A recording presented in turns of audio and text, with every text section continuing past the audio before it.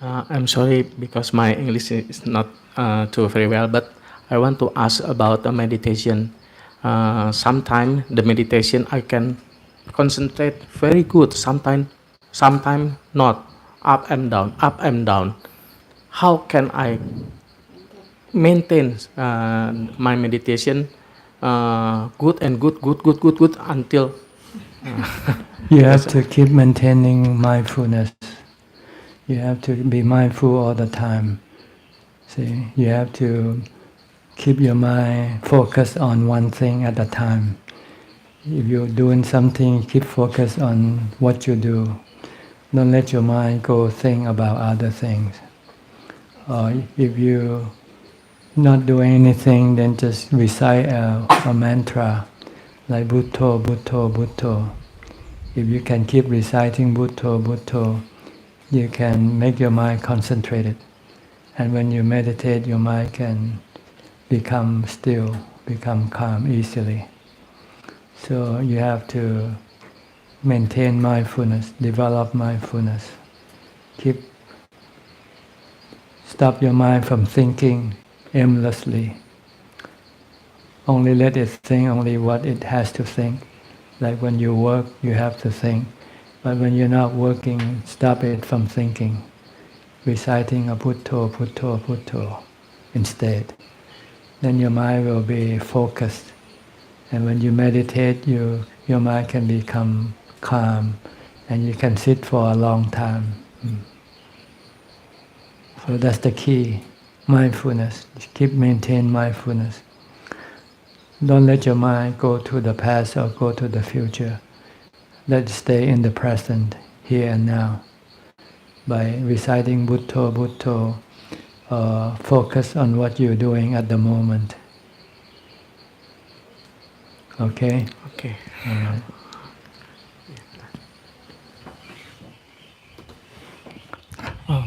Thanachan, I have one question regarding jhana, Thanachan. I understand that we need jhana to develop the strength to let go the body and also to fight the defilements.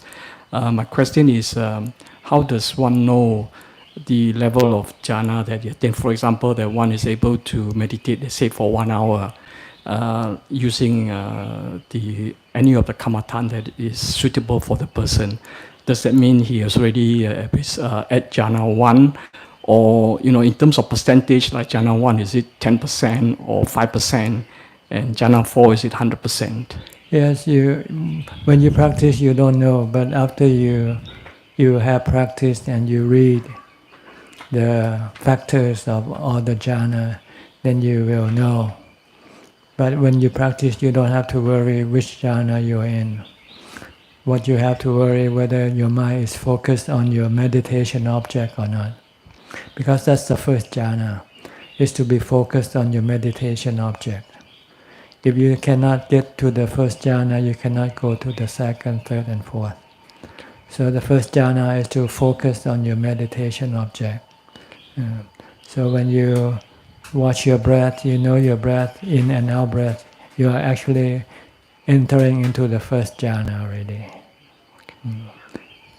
Partially entering.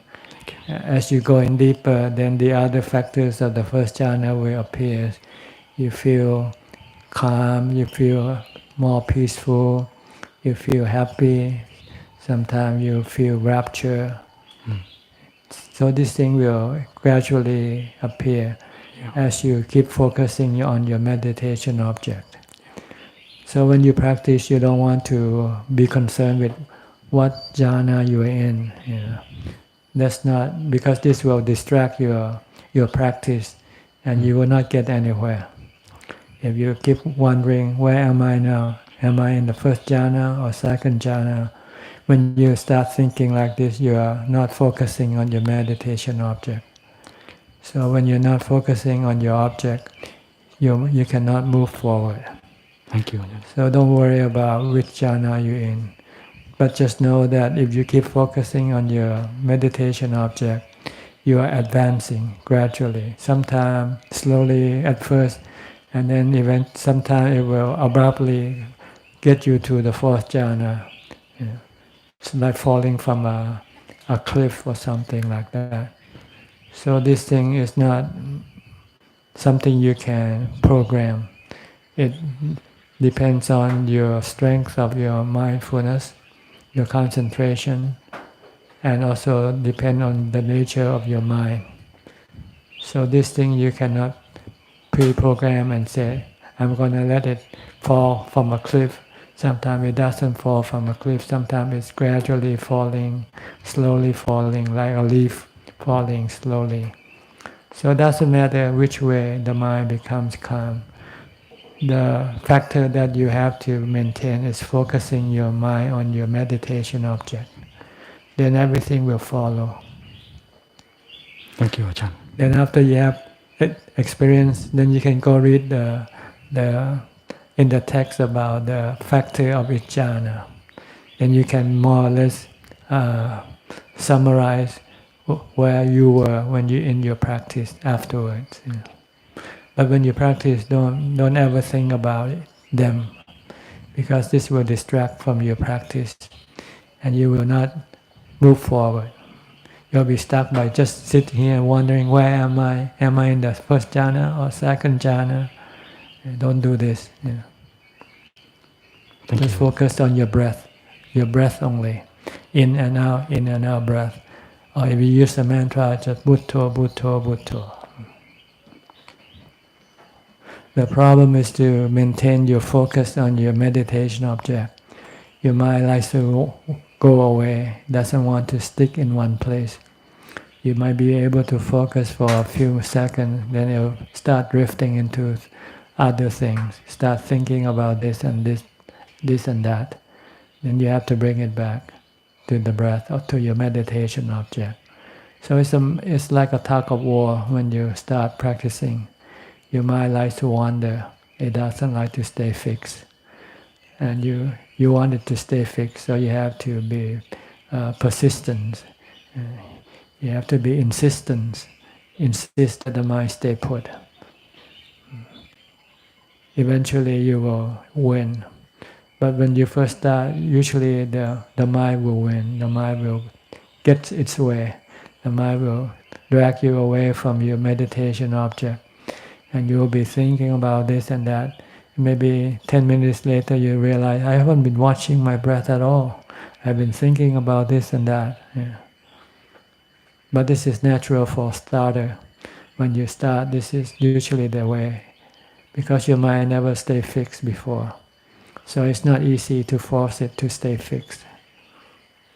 But you can make it stay fixed if you keep persisting on focusing your mind on your meditation object. If you're not sitting, then focus on your body activity or your mantra. You cannot just focus while you meditate. It's not enough. You have to focus all the time, from the time you get up to the time you go to sleep. Then when you meditate, you have a strong concentration that will be able to focus on your meditation object. Okay? Thank you. I really wanted to ask for myself, when I'm back in England, in the morning I will meditate at 4 a.m. And by the time the day goes, because I have a business and I work, I do fostering, I look after children, and my energy goes low by the evening, say. So even though I meditate again in the evening, I feel like my energy goes. And in the morning, I'm high like an angel. My energy is very high at 4 in the morning. I have so much energy, and the meditating is really nice and beautiful. And I feel a lot of, when you feel like you're walking on air, but then throughout the day, I would say by 12 p.m., with all the hustle of London and the cars and the smells and the trains and people are rushing, and the energy is very heightened in London. So my energy goes low every single day, and I have to really give a lot of energy to bring it back to that 4 a.m. of how I felt before I reach the next day. Yes, this is normal for people living in the world. They need some rest to re-energize themselves. That's why you don't work 24 hours. Yes. You only work 8 hours. Then after that, you need to go and rest and re-energize both your body and your mind. And lock away from everyone and just, because that's not what I do. Maybe I have time for myself at a certain time of the day. And, I will try that. Yes, if you want to have high energy all the time, then you would have to give up working and you have to live like a monk. Then you will have all the time to energize your mind and your body. Yeah. Thank you very much. Okay. คำถามจากคุณยูนิคค่ะ For a lay person who needs to work, what should be the right attitude towards work in the Dhamma way? If our work requires us to think a lot, can we still develop mindfulness?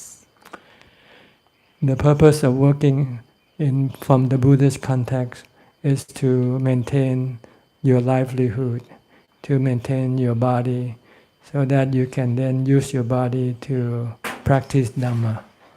That's the purpose of working, so that you can make the body healthy, strong, and then you can use the body to practice Dhamma for the purpose of attaining to Nibbana.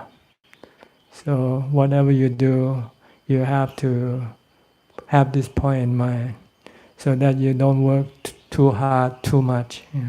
Just work enough just to maintain life. Then you would have more time to spend practicing the Dhamma.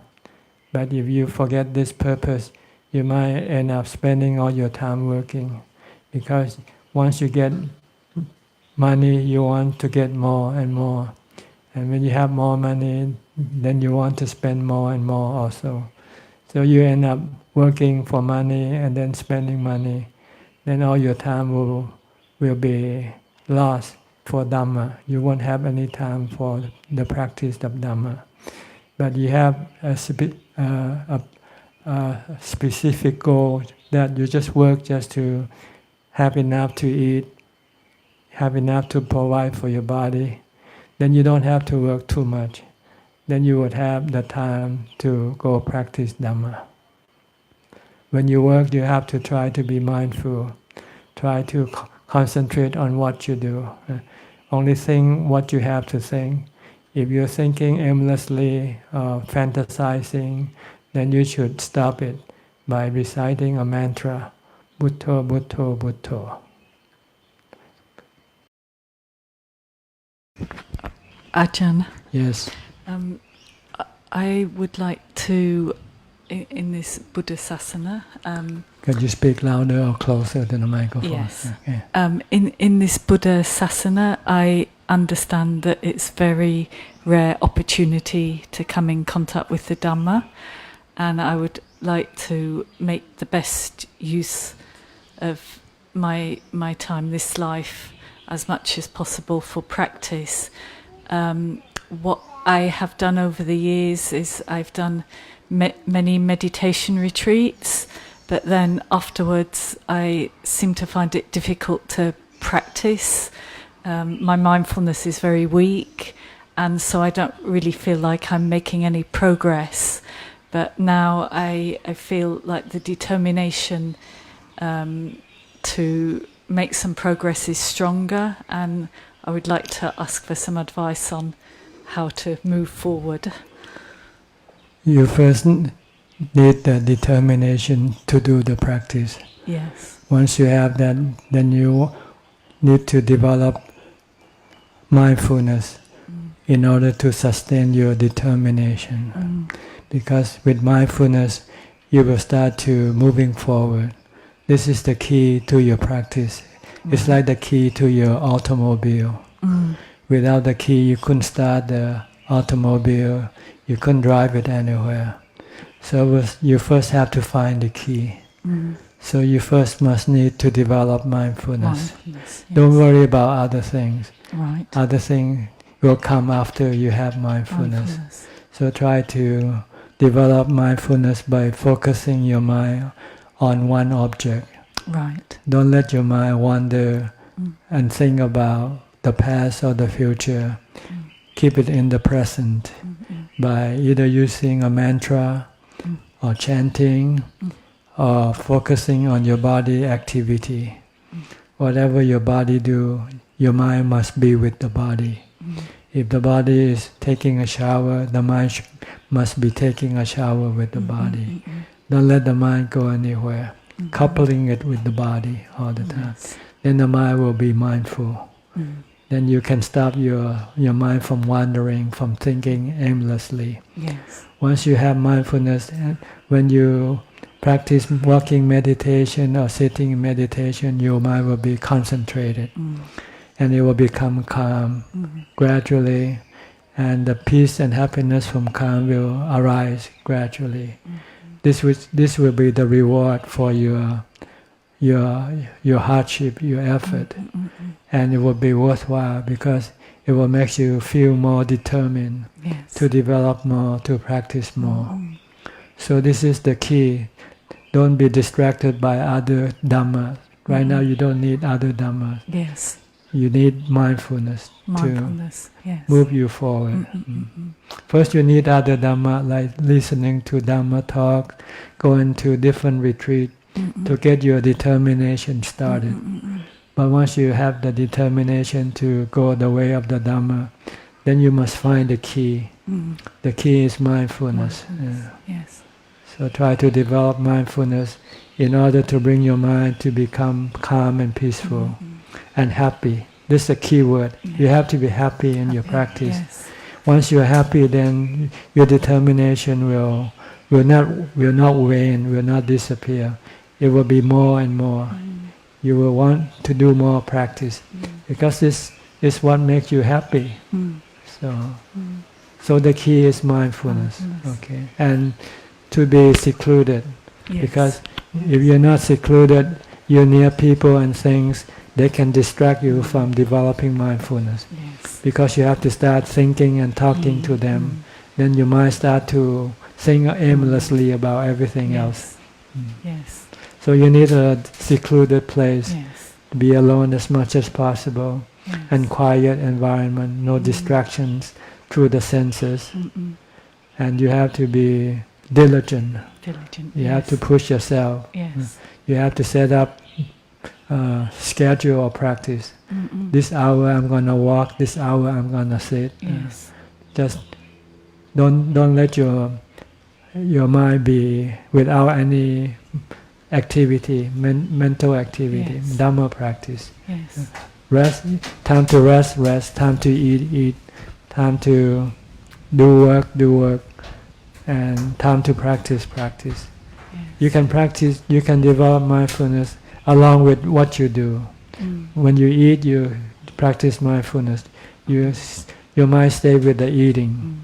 When you are working, washing, cleaning up things, your mind has to be with that activity. Don't think about other things. And then when you're free from your chores, then you can then walk meditation. If you feel lazy, maybe walking can help you become more alert and not sleepy. Because sometimes after you eat, if you sit, you can become drowsy and sleepy. So instead of sitting, you might have to get up and walk. Walk for as long as possible. Try to push the limit. This is the only way to move forward. After you walk and you feel like sitting, you tell yourself, no, let's extend for another 15 minutes or something like that. Keep pushing it. Then your effort will become stronger and stronger. You will have more energy to exert to do the practice. So try to sit for a long time, walk for a long time, extended walk, extended sitting. Once you feel that you have got to the limit and you say, let's extend it some more. This is the only way to push forward. Okay? Yes, very good. Thank you very much. All right. Thank you.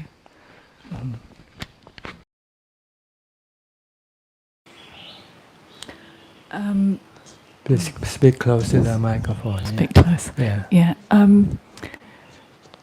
A few weeks ago, I did a retreat in Burma, in Myanmar, and my roommates, there were about 6, and then 2 or 3 in the adjoining room, were very noisy, Yes. and it greatly disturbed me. Sorry. It greatly disturbed me, and I just felt the whole retreat they were shouting, Yes. and I tried to do everything to kind of avoid the situation. I tried to change the room, but that wasn't possible. So because it became so unbearable for me, anytime we had spare time, I would walk outside and just try and avoid it. And I kind of thought, probably this is my karma, I've disturbed them in the past. And they weren't unpleasant. I think, for them it just didn't disturb them, and it just disturbed me. But I don't quite know how to deal with that situation where I was just finding the sound just really, really unbearable. The reason is your mind is still not calm enough. Yeah. And it reacts to things that it comes into contact with. Mm-mm. And it usually reacts negatively because it's not what it wants. Yes. When you react to things negatively, it can irritate the mind, make you restless and agitated. Yes. So if you have strong mindfulness, you might be able to solve the problem. But if you cannot have strong mindfulness to bring your mind inside and stop reacting, then the only thing you can do is remove your body from that place. Yes. You need to go to places where there are no people, very small amount of people. Right. So this is happen when you have to practice with other people. Right. Well, Yes. if you're in the beginning stage, it won't matter so much because people generally don't have that much concentration and doesn't want to have this seclusion because they still enjoy chatting and being with people. Yes. So for you, you might have to move to another level of practice, Yes. that of seclusion. And if you practice in a group, stay living in a group, you cannot avoid having this thing. Yes. So, but then there is another problem when you practice alone. You get so lonely, you cannot concentrate either, because your mind still crave for things and people. Yes. So, the whole problem comes down to your ability to concentrate, really, Yes. to mindfulness. So if you can concentrate, then you don't have to be with other people. You can be alone and you don't feel lonely. Yes. But if you cannot concentrate, when you're alone, you feel lonely. Yes. But when you're with people, you feel annoyed. So either way, you're gonna have problem if you don't have that concentration. Yes. So try to fix your problem by developing a greater ability to concentrate. Yes. If you can concentrate, then even if you're close to people, if they're chatting, you can ignore them. Yes. Yes. But it will not help either in your development because you need a quiet environment to really calm your mind. Yes. Even though if you're not annoyed, but they still can distract your concentration. Yes. Yes. So if you can find a place where you can practice alone, then I think that will be part of the solution. Yes. The second part of the solution is when you're alone, can you force your mind to concentrate Right. and not letting it crave for things or people.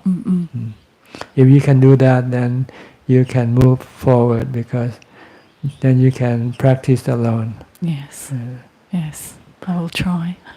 The reason why people still have to practice in a group, because first they don't know how to practice. Mm-mm. So they need an instructor. Yes. An instructor usually will organize groups of people to practice together. Yes. But once you know what to do, then you should try to seclude it yourself.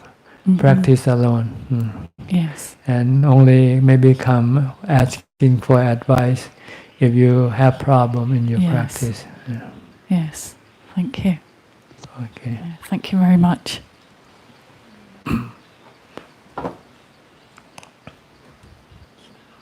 Sure, go ahead.ท่านอาจารย์ this is the first time ท่านอาจารย์ I have such a long retreat, about 1 month. When I reflect on this 1 month staying alone here, and thank you for Ajahn for allowing me to stay here, I realized that I did, in terms of 8 precepts, I was able to achieve it, but in terms of this mindfulness as well as samadhi, I think I did not really have a lot of progress.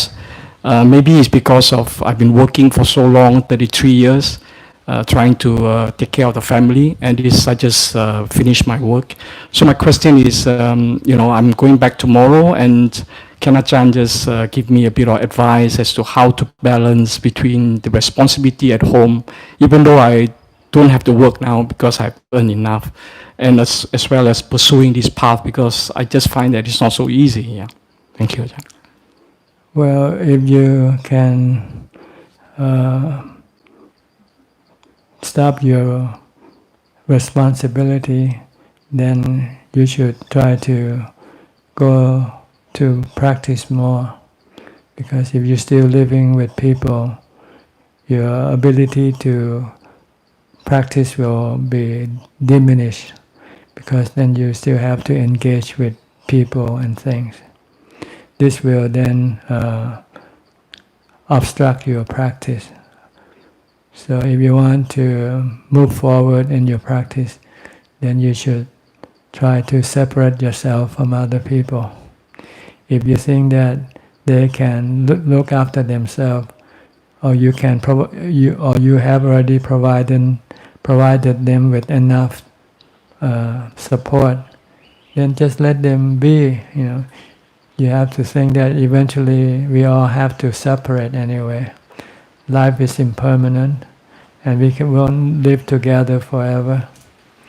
So let them take care of themselves, and maybe think that maybe you're already dead from them.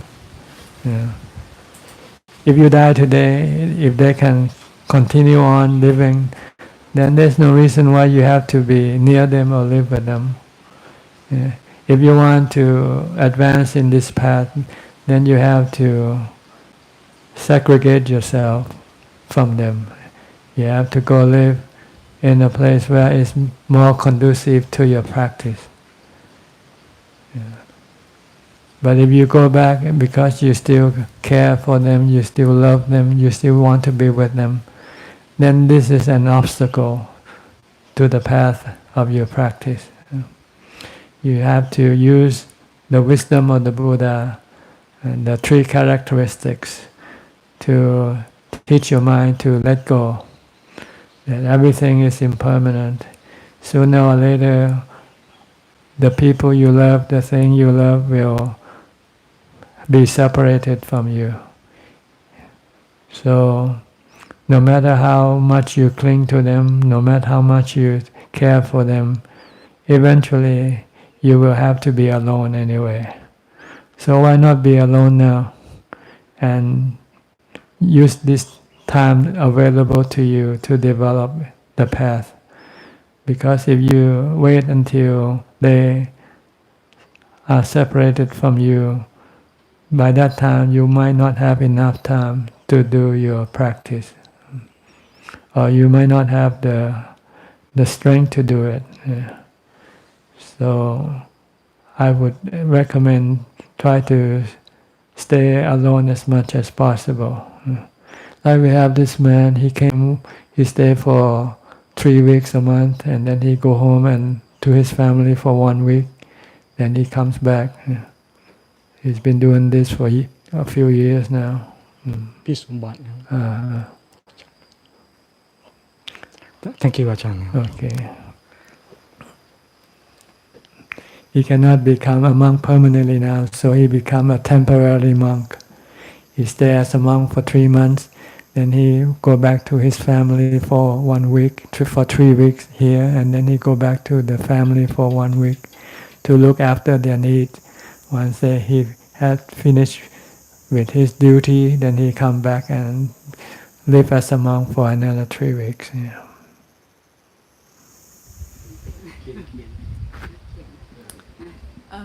Close to your mouth. Yeah, I wanted to ask about self-discipline. Go on. Go on. Yeah. For the past few years, I've been doing retreats in Burma where we have to sit for long hours, and it's very strict, and we're watched, and you're not allowed to move. And I can do it, and there's benefit, but without the external discipline, there's no way I can sit the same amount of time. It's really challenging. Yes. And I find that I'm really very much lacking in self-discipline. So I wonder if you've got any advice. Well, if you don't have discipline, then you need somebody else to help you. So you just have to stick with the group. Right, okay. Until you can have your own discipline. Right. Yeah. That's part of the reason why people have to practice in a group. Because if they are left alone, then they just cannot discipline themselves. So they need a group, someone to help them discipline themselves. But eventually the goal is to be able to discipline yourself. Yes. So if you cannot do it by your own, then you have to decide. You have to depend on other people to help you. But eventually you'll be able to do it yourself. It's like anything. When you first learn, you need somebody to guide you. Yes. Swimming or anything like that. Once you know, then you can do it on your own. Yeah. Okay. Okay, thank you.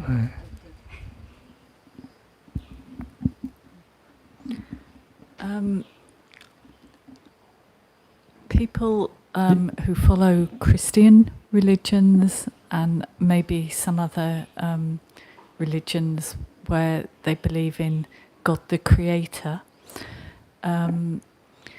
they believe a concept that they are flawed. There's original sin. Yes. And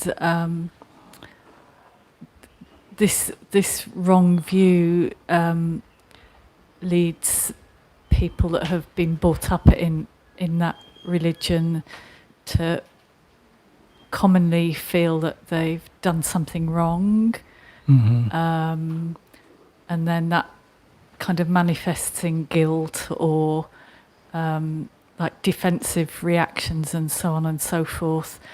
And I don't think you see it in people brought up in the Buddhist, if you call it religion, because they don't believe that they're fundamentally flawed. They just believe there's purity and the kilesas on top of that. So I think it seems to be like it's an extra problem, maybe karma or kilesa, for people who've been brought up in, say, Christian religion. And I wondered if there's any suggestions that you have that we can overcome, maybe any advice to overcome that extra difficulty, or is it just that we have to press on and treat it like it's another kilesa? Well, whatever people think or say doesn't mean it's true, right? Oh, right. Yes. Okay. Yes. The Buddha said, don't listen or don't believe in whatever people say or do or believe in. Yes. In the Kalama Sutta, there are 10 such examples. Yes. So the Buddha said the only thing you can believe in is something that you can prove yourself. Yes. If you cannot prove it, then just leave it alone. Neither disbelief or belief. Just consider it to be something not on your pay grade. Let's put it that way. Right. Because if you have to wait until you can somehow prove it either way, whether it's true or not. If it's not true or true, if you cannot prove it, then just leave it alone. Don't disbelieve or don't believe. Then you'll be safe that way. The Buddha said you can prove things that you can prove in yourself. The Buddha said your suffering, your mental suffering arises from your craving. The cessation of your mental craving arises from your eliminating your craving. And the way to eliminate your craving is the practice of the Noble Eightfold Path. So it's simple as that, So that's all that matters really in life. What matters is suffering and happiness, right? Yeah. We all want happiness, we don't want suffering. So if we know what causes suffering and if we know how to get rid of suffering, so why don't we do it, and see whether this is true or not. Once you do it, and like so many other people before us, they found out that what the Buddha taught in the Four Noble Truths is true, noble truth, real truth, that we can prove it ourselves. And we will benefit it most from this also. So all we need to know is how to get rid of our suffering, really. Once there's no suffering, there's no problem. Problem only arises because we are not happy with ourselves. Yeah, I guess that we are just looking for where the suffering comes from, and no need to do that. We don't have to find. We have someone who discovered for us. Yeah. Like before, we didn't know that America exists until Columbus went to America and came back and tell us there's this new continent. So everybody knows that there's something out there. So they all went and eventually settled down there. So you need someone to come and tell you. Because if not, you yourself will not be able to solve this riddle, this puzzle, even though it's close to yourself, but you just can't see it. You need someone wise like the Buddha to be able to see that our problem is really our cravings, arises from our cravings. Once we can tame or get rid of our cravings, then there wouldn't be any problem. And the way to do it is to practice the Noble Eightfold Path. So here we are doing this. Okay? Yeah, thank you. All right.